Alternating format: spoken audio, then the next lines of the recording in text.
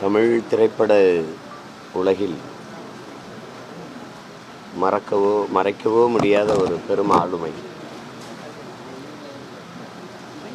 மிகச்சிறந்த படங்கள் என்று குறிப்பிட்டு சொல்லக்கூடிய படங்களில் எல்லாம் அவர் பங்களிப்பு இருக்கும். குறிப்பாக கன்னி பருவத்திலே, பயணங்கள் முடிவதில்லை, அச்சமில்லை அச்சமில்லை, பல படங்களில் அவருடைய பங்களிப்பு இருக்கும். திரைக்கலைஞராக அவரை எல்லோரும் அறிந்திருப்பார்கள். ஒரு மிகச்சிறந்த இலக்கிய ஆர்வலர், எழுத்தாளர், சோதிடக்கலையில் அவர் நிபுணர் என்று தான் சொல்லணும். ஒரு அறிவு பெட்டகமாக நம்மோடு வாழ்ந்து கொண்டிருந்தார் அவர். அதுக்கு நெருக்கமாக பழகினவங்களுக்கு தெரியும் அது எவ்வளோ பெரிய அறிவு பொக்கிஷம்னு.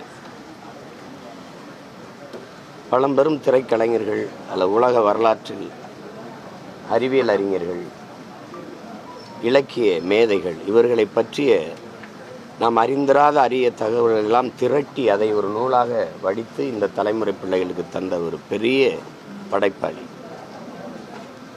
எனக்கு அவர் பரிசுன்னு கொடுத்தது புத்தகங்கள் தான். புத்தகங்கள்னால் 1, 2 அல்ல, மூட்டை மூட்டையாக சாக்கு பையில் கட்டி அனுப்புவார்.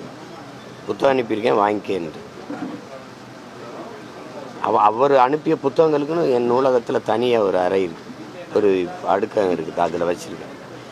அதில் பெரும்பாலும் எல்லா புத்தகங்களுமே மார்க்சிய லெனினிய சிந்தனைகள் உள்ள புத்தகங்கள் தான். அறிவை கடன் கொடுக்க ஒருத்தனுக்கு பெரன்பு இருந்தால் தான் தருவான். அந்த மாதிரி அவர் சேமித்து வச்சுருந்த அந்த பொக்கிஷங்களை எனக்கு தன் தம்பிக்கு தந்து எனக்கு அன்பாக தந்தார். அதை 2வது நாங்கள் சந்திக்கும் போதெல்லாம் திரைப்படங்கள் குறித்து பகிர்ந்து கொள்வது, பேசிக்கொள்வது ரொம்ப குறைவு தான். இலக்கியம், அரசியல், உலக அரசியல், இதெல்லாம் தான் அதிகமாக நாங்கள் பேசுவோம். எல்லாரோடும் இனிமையாக பேசக்கூடிய பண்பாளர் ராஜேஷ். இவரை யாருக்கும் பிடிக்காதுன்னு சொல்ல முடியாது. அவரை தெரிந்தவர்கள் அவரை நேசிக்காதவர்கள் இருக்க முடியாது. அவ்வளவு ஒரு அன்பான பண்பான ஒரு மகன்.